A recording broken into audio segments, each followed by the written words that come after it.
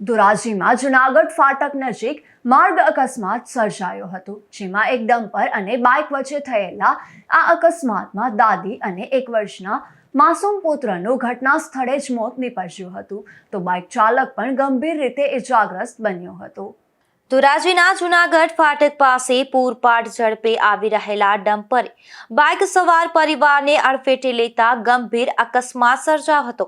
આ અકસ્માત એટલો ભયાનક હતો કે બાઇક પર સવાર દાદી સુમીબેન રાજુભાઈ સોલંકી અને તેના માત્ર 1 વર્ષના પૌત્ર પ્રિન્સનું ઘટના સ્થળે જ કરુણ મોત નીપજ્યું હતું. આ અકસ્માતમાં બાઇક ચલાવી રહેલા રાકેશભાઈને ગંભીર ઇજાઓ પહોંચતા તેમને તાત્કાલિક સારવાર માટે હોસ્પિટલમાં ખસેડવામાં આવ્યા હતા, જ્યાં તેમની સારવાર ચાલી રહી છે. આ અકસ્માતની જાણ થતાં પોલીસ ઘટના સ્થળે પહોંચી હતી અને જરૂરી કાર્યવાહી હાથ ધરી હતી. આ અકસ્માતને લઈને સમગ્ર વિસ્તારમાં શોકનું વાતાવરણ છવાઈ ગયું છે.